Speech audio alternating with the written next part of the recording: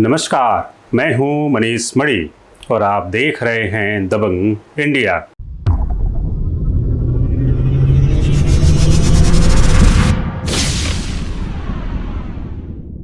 आज हम बात कर रहे हैं भारतीय हिंदी साहित्य एवं लेखन जगत के प्रसिद्ध निबंधकार, समालोचक एवं सांस्कृतिक विचारधारा के प्रमुख उपन्यासकार आचार्य हजारी प्रसाद द्विवेदी की। हजारी प्रसाद द्विवेदी का जन्म 19 अगस्त 1907 में उत्तर प्रदेश के बलिया जिले के दुबे का छपरा नामक ग्राम में संस्कृत एवं ज्योतिष विद्या के विद्वान पंडित अनमोल द्विवेदी के घर हुआ था। हजारी प्रसाद की प्रारंभिक शिक्षा गांव के स्कूल में ही हुई। सन 1923 में वे विद्याध्ययन के लिए काशी आए। 1927 में काशी हिंदू विश्वविद्यालय से उन्होंने हाई स्कूल की परीक्षा उत्तीर्ण की। इसी वर्ष भगवती देवी से उनका विवाह संपन्न हुआ। उन्होंने आगे की शिक्षा के लिए ज्योतिष विषय को चुना और आचार्य की परीक्षा उत्तीर्ण की। इसके पश्चात वह 1930 में शांति निकेतन चले गए और हिंदी का अध्यापन प्रारंभ किया। 1930 से 1950 ईस्वी तक वे शांति निकेतन में ही रहे।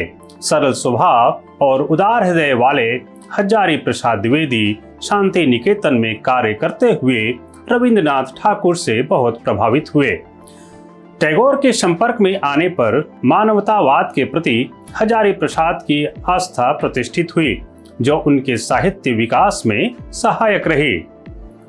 लखनऊ विश्वविद्यालय से डी.लिट की उपाधि से सम्मानित हजारी प्रसाद का ज्ञान भक्तिकालीन साहित्य में बड़ा ही उच्च था। संत कबीर पर उनके द्वारा किया गया शोध कार्य उत्कृष्ट कार्य माना जाता है।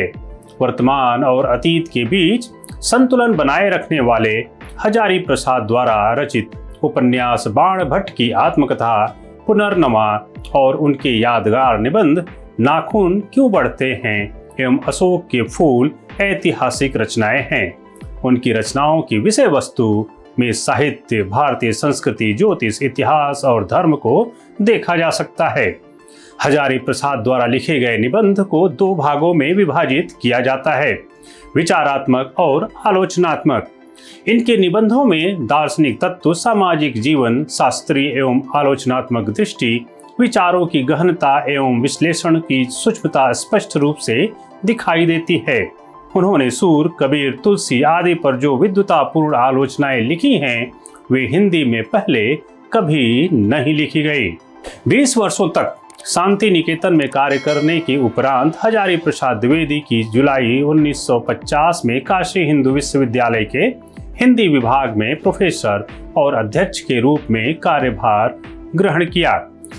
वे विश्व भारती विश्वविद्यालय की एग्जीक्यूटिव काउंसिल के सदस्य रहे, काशी नगरी प्रचारणी सभा के अध्यक्ष, साहित्य अकादमी दिल्ली की साधारण सभा और प्रबंध समिति के सदस्य रहे।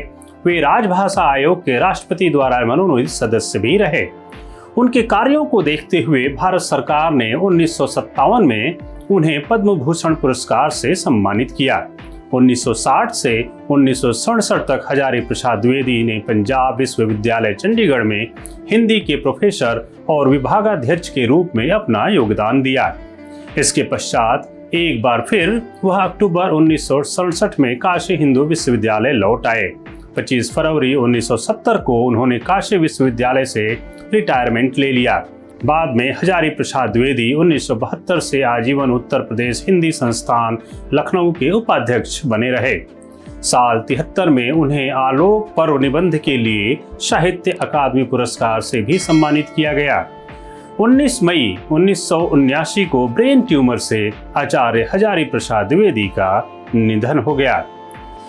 आचार्य हजारी प्रसाद द्विवेदी की बहुत सी रचनाएं अपने आप में बहुत महत्वपूर्ण रखती हैं, जैसे कि आलोचनात्मक रचनाओं में सुर साहित्य, हिंदी साहित्य की भूमिका, प्राचीन भारत के कलात्मक विनोद, कबीर नाथ संप्रदाय, हिंदी साहित्य का आदिकाल, आधुनिक हिंदी साहित्य पर विचार, साहित्य का मर्म, मेघदूत एक पुरानी कहानी, लालित्य तत्व, साहित्य सहचर, कालिदास की लालित्य योजना, मध्यकालीन बोध का स्वरूप, हिंदी साहित्य का उद्भव और विकास, मृत्युंजय रविंद्र, सहज साधना, हिंदी साहित्य।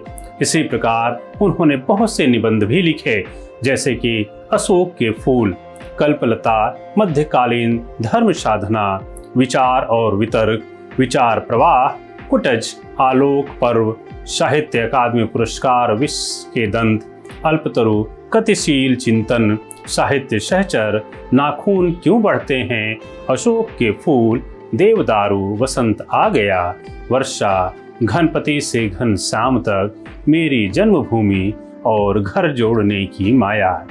ऐसे ही उनके बहुत से उपन्यासों में बाण भट्ट की आत्मकथा, चारू चंद्रलेख, पुनर्नवा, अनाम दास का पोथा बहुत ही महत्वपूर्ण है। आचार्य हजारी प्रसाद द्विवेदी के लिए यह उनका एक संक्षिप्त परिचय था। यह वीडियो आपको कैसा लगा हमें जरूर बताएं। वीडियो को लाइक करें, शेयर करें और हमारे चैनल को अभी तक सब्सक्राइब नहीं किया तो सब्सक्राइब जरूर करें। धन्यवाद।